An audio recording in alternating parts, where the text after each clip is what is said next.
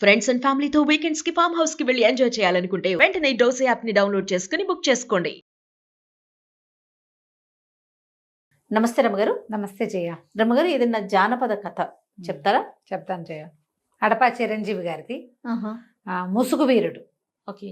ఈ వీరి పుస్తకాలని classic books వాళ్ళు ప్రింట్ చేశారు. నేను సింపుల్గా కథ చెప్తాను, మీరు ఎలాబరేట్గా కథ చదవదలుచుకుంటే ఫ్లిప్కార్ట్లో బుక్ చేసుకోవచ్చు. క్లాసిక్ బుక్స్ కోసం ట్రై చేస్తే అక్కడ కూడా మీకు ఇది దొరుకుతుంది, వారి పుస్తకాలు దొరుకుతాయి. ఇది మరి చాలా పెద్ద కథ ఏం కాదు, ఒక్క ఎపిసోడ్లోనే చెప్పేసుకోవచ్చు. ముసుగు వీరుడు. ఓకే. మాళవ రాజ్యానికి రాజు నాగభూపతి అని రాజుగారు. ఆయనకు ఒక కూతురు కూడా ఉంది. అయితే ఈయన ఏంటంటే కొంచెం గట్టివాడు రాజు. కప్పం ఎప్పటికప్పుడు వసూలు అయిపోవాలి. ఊళ్ళో క్షామం ఉంది, వానలు పడ్డాయి, దేశంలో అతి వానలు కురిసి పంటంతా నానిపోయింది. వాళ్ళు ఎక్కడి నుంచి ఇస్తారు? అయినా సరే గట్టిగా వసూలు చేసేస్తాడు. వినడు మాట. ఈయనకి దేవశర్మ అని ఒక మంత్రి ఉన్నాడు. ఈ మంత్రి సలహా చెప్పినా కూడా ఆయన ఏనాడు వినేవాడు కాదు. బాగా ఖజానా నింపేసుకునే గోలన్నమాట. అయితే ఏమైంది, ఈ రాజ్యంలో దొంగలు పడుతున్నారు. ఇది ఎట్లా? ఖజానాకి పడుతోంది గండి.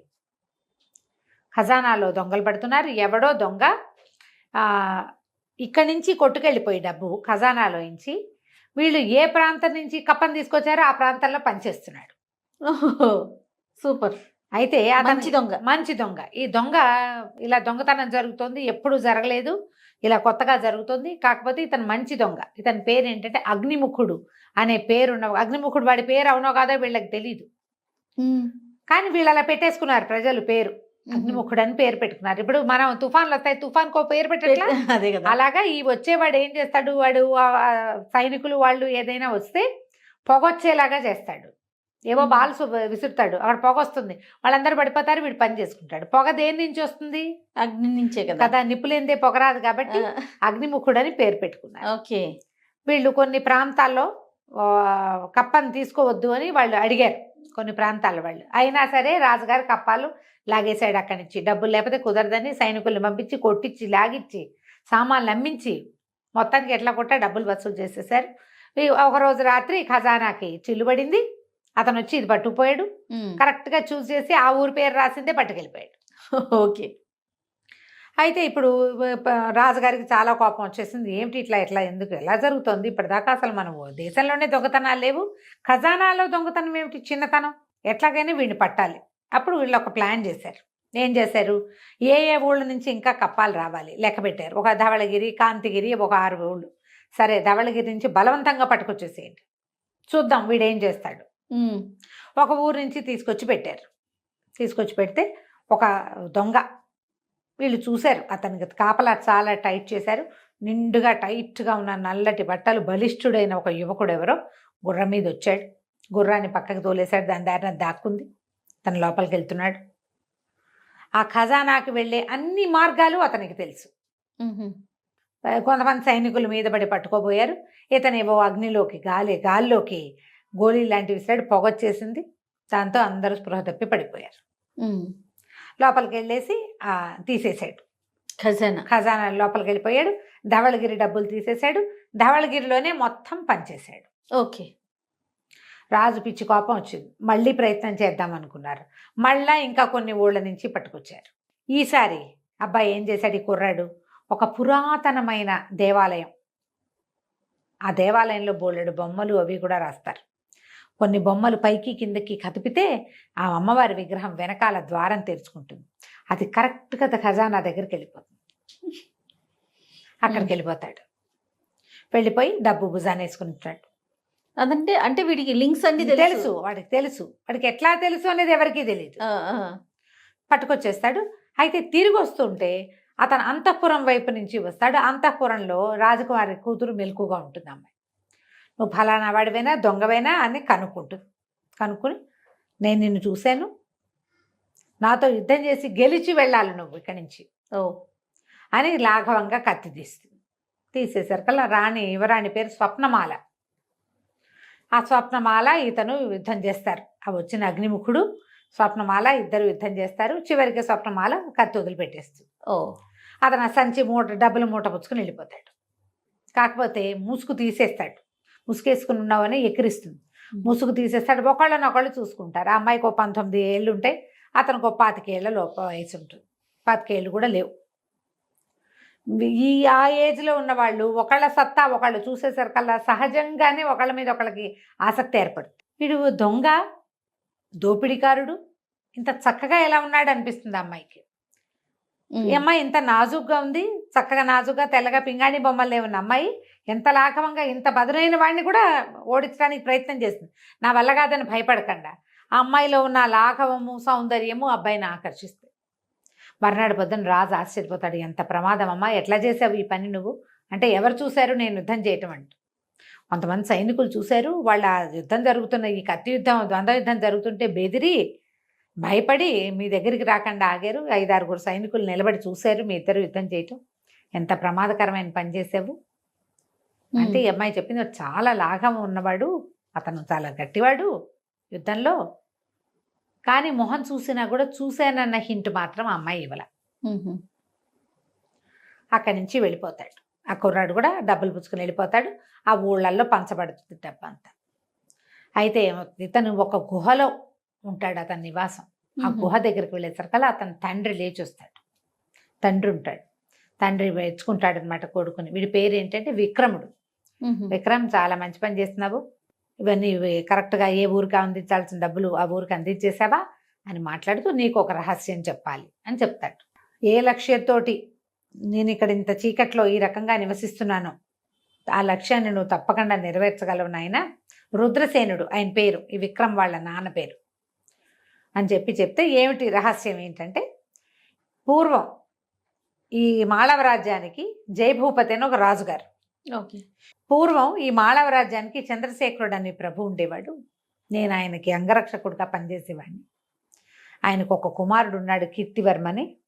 నీకంటే ఒక 4 సంవత్సరాలు పెద్దవాడు. మహారాణి నిండు గర్భవతిగా ఉన్నప్పుడు ఈ నాగభూపతి, ఇప్పుడు రాజుగా ఉన్న ఆయన దగ్గర సర్వసైన్యాధ్యక్షుడు. ఓహో. ఎలాగైనా రాజుని పడగొట్టి రాజ్యాన్ని చేజెక్కించుకోవాలని ప్రయత్నం చేసి ఒక కల్లోలాన్ని సృష్టించి ఆయన మీదకి ఉసుకొల్పాడు కొంతమందిని. ఈ సందట్లో రాజుగారు మరణించాడు. రాజుని, రాజకుమారుణ్ణి ఇద్దరిని సంహరించేందుకు ప్రయత్నం జరిగింది. ప్రయత్నంలో రాజుగారు మరణించాడు, రాకుమారుడు తప్పించుకున్నాడు. ఈ అబ్బాయి, ఇతనికి ఒక 4-5 సంవత్సరాల వయసు, ఆ అబ్బాయికి 8-9 సంవత్సరాల వయసు. నా కీర్తివర్మ 4 ఏళ్ళు పెద్దవాడు నీకంటే. యువరాణి మహారాణి కూడా గర్భాలసతోటి పారిపోయింది. ఆమె కని మరణించింది. ఆ శిశువుని ఒక చెలికత్తకి, ఒక పరిచారికకి అప్పచెప్పింది. నేను రాజుగారి వెంబడబడి ఈ సైనికులు వస్తుంటే ఆయన వెనకాల పడి నేను వెళ్ళాను. ఆయన మరణించి నా కొడుకుని రక్షించు, కూతురు సంతానం ఎవరు పుడతారో వాళ్ళని రక్షించు, రాజ్యం జాగ్రత్త అని నాకు అప్పచెప్పి ఆయన మరణించాడు. నేను తిరిగి వచ్చే లోపల మీ అమ్మని చంపేసి నిన్ను కూడా చంపడానికి ప్రయత్నం చేశారు. ఇన్ని జరిగిపోయినాయి అన్నమాట. రాజుకి బాగా సన్నిహితుడైన రుద్రసేనుడి తాలూకు భార్యని పిల్లాన్ని కూడా చేసేశారు. అయితే ఇప్పుడు మంత్రిగా ఉన్న ఈయనే ఏదో వారి శర్మ, శర్మ ఆయన పేరు దేవశర్మ గారు. ఆయన ఏం చేశాడంటే, మీ అమ్మ చనిపోయినా నిన్ను తప్పించి దాచిపెట్టాడు. మంచి ఆయన. నేను తిరిగి వచ్చాక పిల్లవాడిని నిన్ను నాకు అప్పచెప్పాడు. నేనేమో ఈ కీర్తివర్మని తప్పించాను. ఈ తప్పించిన కీర్తివర్మని రత్నాల వ్యాపారి, నాకు పురాతన స్నేహితుడైన ఒక ఆయన దగ్గర పిల్లవాడిని అప్పచెప్పారు. రాచ విద్యలు నేర్చుకుంటూ ఆయన దగ్గర పెరుగుతున్నాడు, ఆయన దగ్గరే ఉన్నాడు. అయితే కుర్రాడు అడిగాడు, యువరాణి మరి మహారాణి ప్రసవించింది కదా, ఏం శిశువు కలిగిందంటే ఆడ శిశువే కలిగింది, మరి అమ్మాయి ఎక్కడుంది అన్నాడు. ఎక్కడో ఉంది, అది రహస్యం, ఇప్పుడు నేను నీకు చెప్పను అన్నాడు. శిశువు ఉంది, నీకు చెప్పను, కీర్తివర్మను మాత్రం మనం కలుద్దాం. అక్కడి నుంచి కొద్ది రోజులకి ఇలాగే హడావిడిగా నడుస్తూనే ఉంది. వాళ్ళు కప్పాలు వసూలు చేస్తున్నారు, ఈ అబ్బాయి ఏమో వెళ్ళి వాటి పట్టుకొచ్చేస్తున్నాడు. ఏ రకంగా అయినా సరే తప్పించేసుకుంటాడు, దొరకడు. వాడికి వచ్చిన విద్యలు అన్నీ అదేదో మంత్ర విద్య వచ్చు, కనపడినట్టే కనపడతాడు, మాయమైపోతాడు. ఓకే.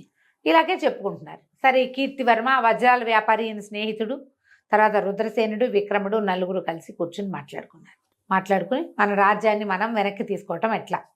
కీర్తిసేనుడు అన్నాడు, నేను ఎప్పుడే నాగభూపతిని సంహరిస్తానంటే అదంత సులువు కాదు.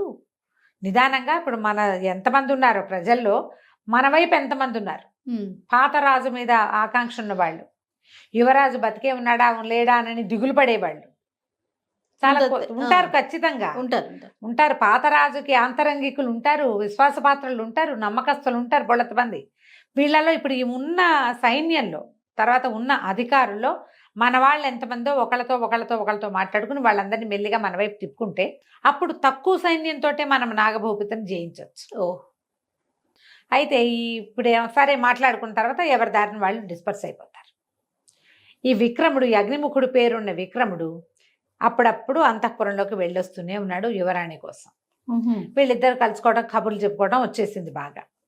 అయితే ఒక గూఢచారి ఒకడు చూసి యువరాణి ఈ అబ్బాయి కలుసుకుంటున్నారు అనే సంగతి రాజుకు అప్పచెప్పేశారు. ఆ, రాజుకు అప్పచెప్పి యువరాణి కోసం వచ్చినప్పుడే ఏదన్నా గట్టిగా పట్టేసుకుందాం అనుకున్నారు, పట్టుకోవాలనుకున్నారు.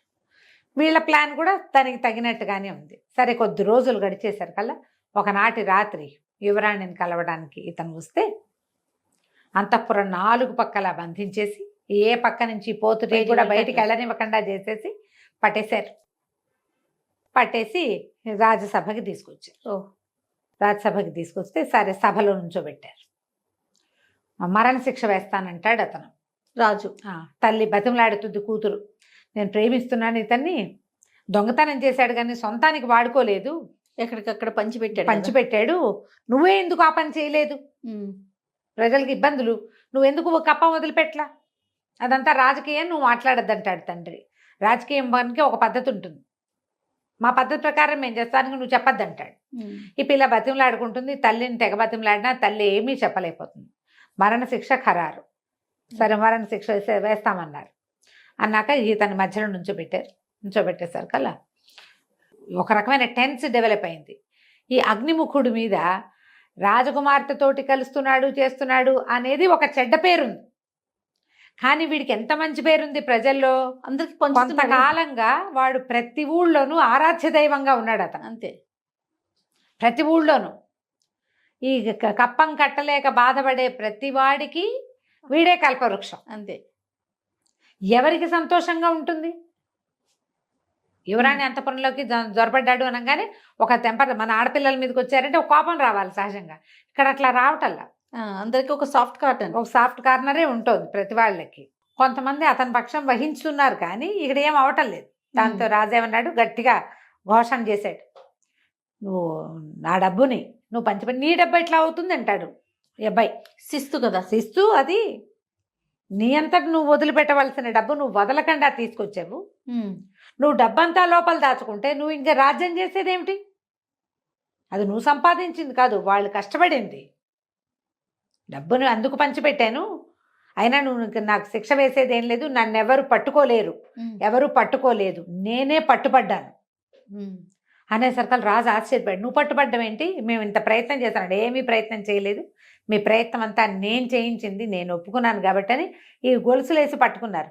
ఆ గొలుసులు చేతపుచ్చుకుని దగ్గరికి లాగితే గట్టిగా లాగేశాడు. అటు ఇటు నిలబడిన సైనికులు ఒకళ్ళకొకళ్ళు గుద్దుకుని గొలుసులు వదిలిపోయినాయి. అయ్యో, ఆ కింద పడిపోయిన సైనికులు పైకి లేచేసరికల్లా ఒక 5-6 సైనికులు వాళ్ళ కత్తులు అడ్డం పెట్టేశారు. రాజుకు అర్థం కాల, మన సైనికులకి కత్తులు చూపిస్తున్నారేమిటి? అక్కడ వేరే ఎవడూ లేడు, ఉన్నదంతా వీళ్ళదే రాజ్యం. అదేగా, వీళ్ళ రాజ్యంలోనే వీళ్ళ సైనికులే వీళ్ళకి అగ్నిముఖుడిని పట్టుకున్న వాళ్ళని ఆపేందుకు ఒక 12 మంది తయారయ్యారు. ఏం జరుగుతుంది ఇక్కడ అని పెద్ద కేకలు పెట్టాడు, పెద్దగా అరిచాడు. ఏం జరుగుతుందంటే దేవశర్మ కూడా అర్థం కావట్లేదు. ఆయన మంచివాడే మంత్రిగా, కానీ భయస్థుడు సహజంగా. అది ఆయన ఏం చేశాడు, రాకుమార్తెని డెలివరీ అవుతున్న మహారాణి పారిపోయేందుకు సహాయం చేశాడు. అవును. ఈ చనిపోతున్న విక్రముడి తల్లిని చనిపోనిచ్చిన పిల్లాన్ని ఎత్తుకుని పారిపోయి అతను మళ్ళీ రుద్రసేనుడికి అప్పచెప్పాడు. కానీ ఈ రాజుతో పాటే నాగభూపతితో పాటే ఉండిపోయాడు. ఆయనకి అర్థం కాల ఏం జరుగుతుంది అంటే ఈ చుట్టూతో ఉన్న మొత్తం సభాజనంలోంచి సగం మంది కత్తులు చేసి లేచేశారు. కూర్చున్న వాళ్ళ మీద కత్తులు చూపించేశారు. చూపించేసరికి జనాల మధ్యలోంచి రుద్రసేనుడు బయటకు వచ్చాడు. నీ రాజ్యం మా చేతిలో ఉంది నాగభూపతి, చంద్రశేఖరుణ్ణి జయించినంత సులువు కాదు, ఆయన్ని ఒక్కడనే చేసి వెంటబడి వధించావు నువ్వు. ఇప్పుడు నిన్ను వధించడానికి ఇంతమంది ఉన్నారు, నీ సైన్యమే, నువ్వు పోషించిన వాళ్ళే. తన రాజ్యాన్ని హస్తగతం చేసుకోవడానికి చంద్రశేఖరుడి కుమారుడు కూడా ఇక్కడే ఉన్నాడని అవి అప్పటిదాకా ఇలా తలకి ఇట్లా ముసుగేసుకుని ఉన్న కీర్తివర్మ ముసుగు తీసేసరికల్లా ఈ ప్రజలు చాలా మంది నుంచున్నారు తీర్పులు వినడానికి. అందరూ ఆశ్చర్యపోయారు. డిట్టో వాళ్ళ నాన్నలాగా ఉన్నాడు ఆ అబ్బాయి. ఒక 20 ఏళ్ల క్రితం సంహరించబడిన మహారాజు మళ్ళీ వచ్చి బతికొచ్చినట్టుగా కనపడింది. పెద్ద పెద్ద చంద్రశేఖర్ మహారాజుకి జై జై అని కేకలు పెట్టారు. కేకలు పెట్టేసరికి ఆయనకి పిచ్చి కోపం వచ్చింది. కానీ కదలటానికి వీల్లేదు. వాళ్ళంతమంది సైనికులు ఈయన చుట్టూతా మోహరించున్నాడు. కదిలితే తగులుతుంది. పిరికి పందలు నా వెనకాల బోళ్ళంత చేశారు, నీకు అంత ధైర్యం ఉంటే నువ్వు నాతో పోరాడు, అది ఇదే అని గట్టిగా అరిచాడు. అరిస్తే ఇతను అన్నాడు, రుద్రసేనుడు, నీతో పోరాడాల్సిన అవసరం లేదు నాకు. నువ్వు ఎవరిని బంధించావో వాడితో పోరాడు. నా కొడుకు, నేను పెంచిన కుమారుడు, నీ కొడుకుని నేను ఆనాడే చంపేసంటే నువ్వు చంపలేవు కూడా. ఆ రోజే నా కొడుకుని నేను తేజికిచ్చుకున్నాను. నా దగ్గరకు వచ్చేసాడు. యువరాజు కీర్తివర్మని నేను రక్షించి కాపాడి పెంచాను. వీళ్ళిద్దరు ఉన్నారు, నువ్వు వీడితో యుద్ధం చేయి చాలు అనేసరికి చేరో కత్తి పుచ్చుకున్నారు. చేశారు. యుద్ధం చేశారు. యుద్ధం చేస్తే బాగా గట్టి దెబ్బ తగిలి రాజు కాస్త పడిపోయాడు. అప్పుడు ఈయన చెప్పాడు రుద్రసేనుడు, నీకు ఇంకొక ప్రత్యేకమైన విషయం చెప్తాను. మహారాణి ప్రసవిస్తే మరణించింది. మహారాణికి పుట్టిన కుమార్తె యువరాణి స్వప్నమాలగా నీ దగ్గరుంది. ఓహో. ఆ స్వప్నమాల నీ కూతురు కాదు, నీ భార్య అప్పుడే మగపిల్లవాడిని ప్రసవించి పిల్లవాడు డెడ్కి ఏమనాలి నన్ను స్టిల్ బర్త్ బేబీ మృత శిశువుని ప్రసవించింది. ఈ ప్రసవం చేసిన మంత్రసాని నా స్నేహితుడి భార్య. మృత శిశువుని పాతిపెట్టి మహారాణి కన్నా స్వప్నమాలని నీ దగ్గరికి చేర్చాం. ఇన్నాళ్ళు నువ్వు ఎవరిని సంహరించావో అతని కూతుర్ని పెంచావు. స్వప్నమాల వలవల ఏడవటం మొదలుపెట్టింది. అమ్మాయి మరి రాజకుమార్తె అన్నయ్య కేసు చూసింది. అన్నయ్య సంతోషంగా చూసినట్టు చెల్లెలు బతికే ఉందని ఈ రహస్యం చెప్పలేదు.